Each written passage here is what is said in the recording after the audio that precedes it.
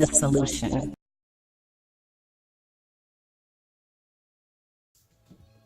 YouTube, what's going on? It's the Solution for Kicks on Instagram as well.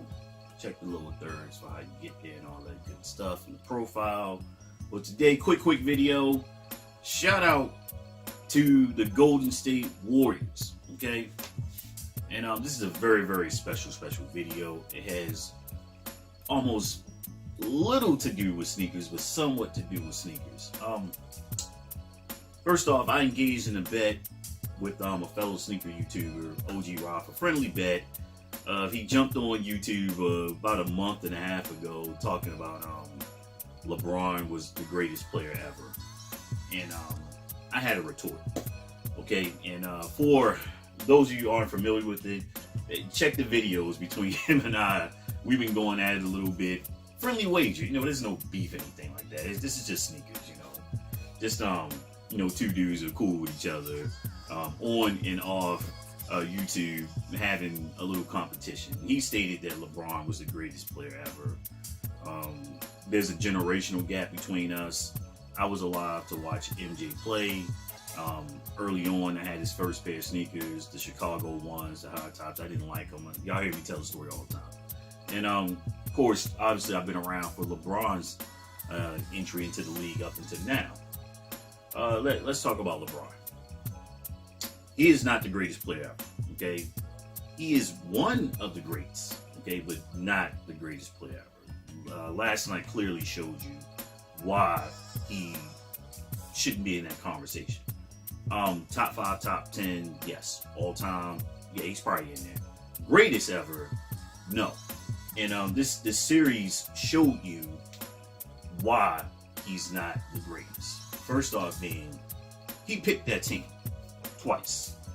The original team he had with D Wade and my man with the bad knees, Derrick Rose, and you know, a couple other guys, and he helped bring those guys in as well. Then they jettisoned all those guys towards the later part of the season, and they brought in his current team. So let's not use that excuse that he had no help. He actually went and got this help. This is the help that he wanted. JR's contract was the help that he wanted. Tristan's contract was the help that he wanted. You know, the deal with Culver and Kevin Love and everything. These were players that he wanted on his team. So what are we talking about here? He had the help. However, the help that he got just weren't good enough. Okay, bottom line.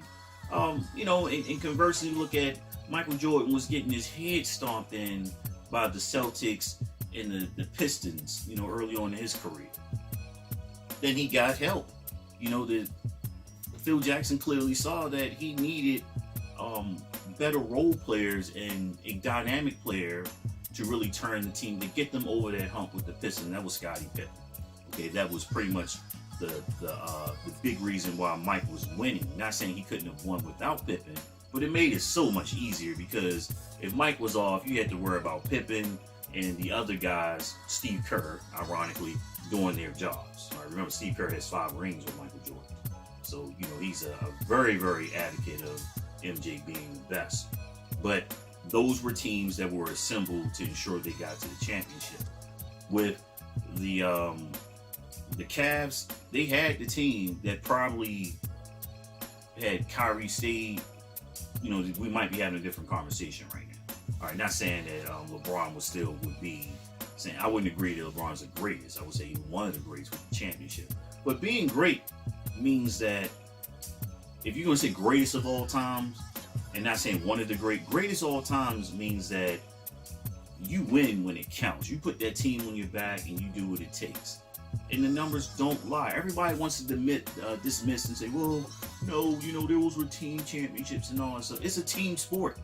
Okay, Michael Jordan was the greatest player of his era and currently, because what he did in a team sport. Okay, so if you're great, you aren't, you know, 3-6 in the finals. Okay, you have a winning record in the finals. You don't get swept 3 times.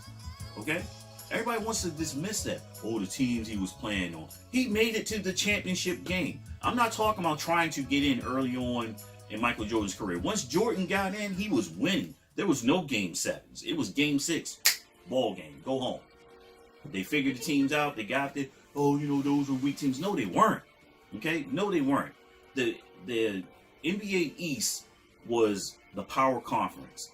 The West had really good teams. Now, they had some more superstar veteran players who were a little longer in the tooth at the time, but that Portland team was no joke. That Sonics team was no joke. Okay, so stop making excuses trying to announce what Michael Jordan was doing. To make it out of the East was incredible. All right, the NBA East is now what the NBA West is. So let's talk about Golden State.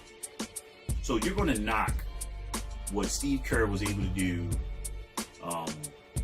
with the guy that had preceded him, with the draft and everything, and develop these guys and get them to these championship runs, you know, pretty much 4 years in a row and win 3 out of 4. So you're going to knock him for that. You're going to knock him to bring in KD. Oh, he jumped teams. Well, look what LeBron did. All right, LeBron couldn't win until he joined Wade and Bosh. And oh, by the way, when he joined them the first time, they didn't know how to play together. So they got swept by the Mavs. All right, so come on now. That's greatness. KD comes in, realizes this is what I'm supposed to do, and they win automatically. All right, great players realize there are things I'm supposed to do.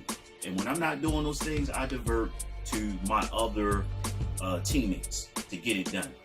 Look what happened. Curry was off. KD put him on his back. Clay was off. Curry picked it up. KD basically banged out and did what he was supposed to do. Not LeBron. All right? LeBron played defense when he felt like it. He felt like if I'm on the floor, we're going to win. No, there were times that they should have switched him out in certain situations, in my opinion, just looking from a coaching standpoint. And why weren't you guarding KD? Okay? Come on now, man. You don't have a true perimeter shot. It's either 3-point, lower your shoulder, play bully ball, and get the foul. Okay? And cry for the foul as well. Where KD can do the entire floor. All right? He can go long range, mid range, drive to the paint.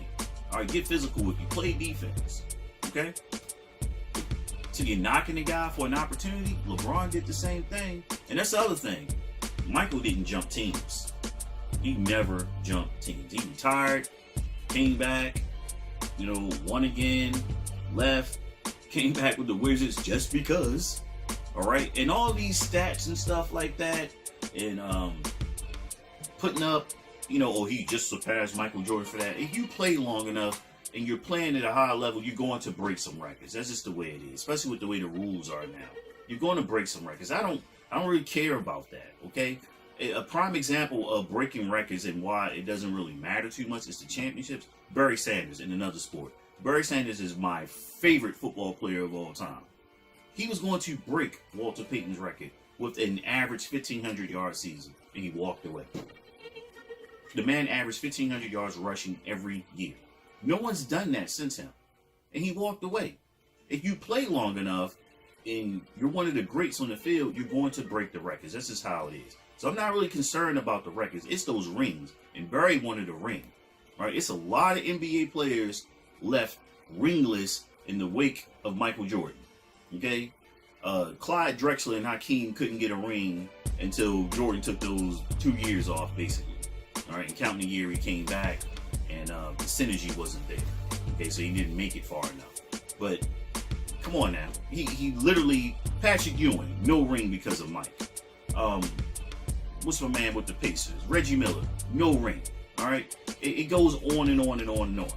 You know, you can't. You weren't getting a ring during that time because Shawn Kemp, Gary Payton, when he was with the Sonics, no ring because of Mike. And it's like, dang, wow, as long as this guy's playing, I don't have a chance. Well, when LeBron's out there, it's kind of like, yeah, we can beat these guys. All right, let him get his points. And literally, that's how Golden State was. When they saw him put up that 51 and saw that his teammates weren't doing much and it looked like they were along for the ride, you just weather the storm. Because you realize you have 4 other players who are better than 7 of their players. Hands down. All right?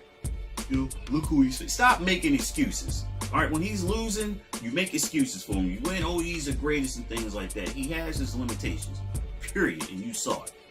You saw it clearly in this finals, and pretty much by game 3, he had conceded the fact that I'm not going to win. I'm probably going to get swept. These guys are too good. All right, I'm not as great as I think I am. All right, I need people to take the pressure off me to really have myself in that conversation. So I'm thoroughly removing him from that top 3. He's not there. Okay, he's not there. He's in the top 5 conversation. Clearly in the top 10. Greatest ever is Mike. All right. So back to this bet.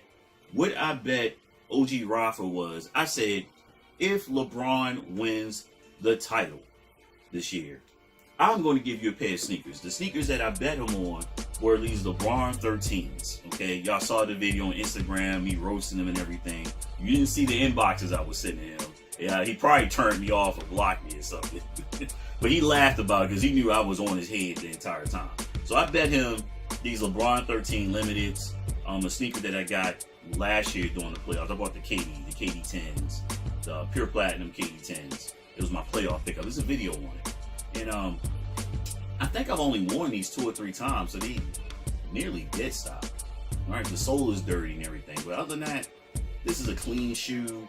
What size did I get this in? 9.5. I think my foot is a little bit bigger than yours, Rafa. I think you wear a 9, but 9.5 because LeBron's are a little snugger in the toe box for me.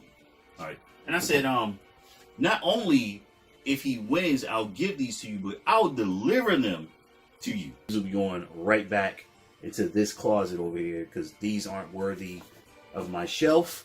So these go to the closet over here. I knew LeBron did not have what it took to beat the Warriors. All right, it was either Steph Curry was going to carry the Warriors or it was going to be KD. Period. All right, it should have been Love or LeBron. I don't know where Love was half the time during the game. JR probably was drunk or high. Tristan was probably getting text messages from Chloe, arguing and carrying on. You name it.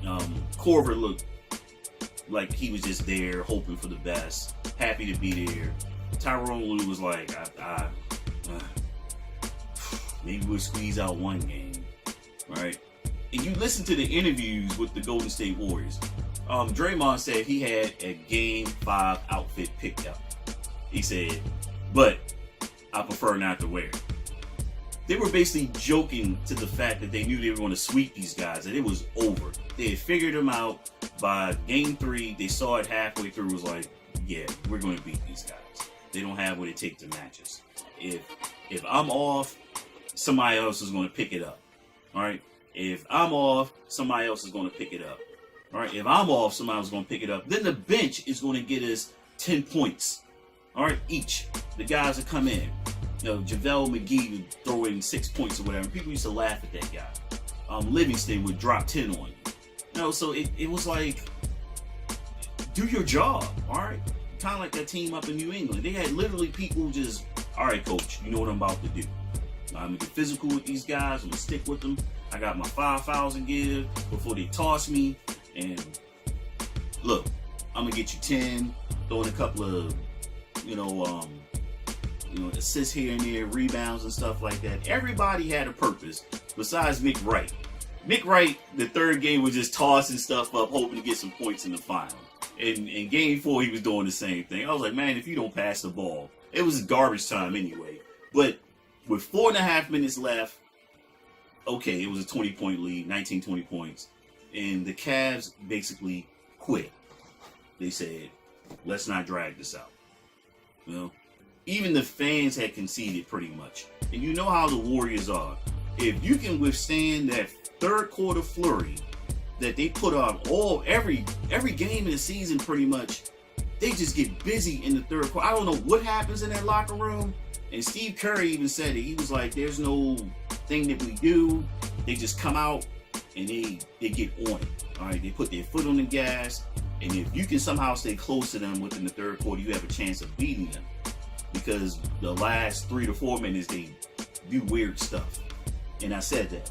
If the Warriors keep it close and they do the weird stuff they were doing against Houston, the Cavs have a shot. As long as they don't collapse within that last 3 to 4 minutes in a close game, they'll be fine. All right, so if any game they should have lost, it was game 1. Then they would have went home and won it in game 5, in front of their crowd. But you take your titles when you get them. But look, like I said, I ranted enough. Conversation is over. And listen to what Charles Barkley said. I'll say this: any media person that I see in person for the rest of my life who try to tell me LeBron James is good as Michael Jordan, I'm just going to slap the hell out of him right on the spot. Right? No question asked. The next person who walks up to me and say, LeBron James, who is amazing, as good as Michael Jordan or competes like Michael Jordan, I'm just going to slap the hell out of you right on the spot, and I'm going to take my chances with the judicial system. Remember, it's not about how much you pay for the sneakers. Why'd you pay that much? But this video wasn't that irrelevant. But we know, greatest of all time, all right? People have never gone crazy over this guy's sneakers. They really like them, but they haven't acted a fool over a pair of shoes. That lets you know greatness right there. Even Kobe sneakers, which he has a lot of clunkers. But, yeah, not condoning the craziness that happens, but that tells you right there. Guy hasn't played in years. Sneakers are still going crazy. But I'm out here. Boom.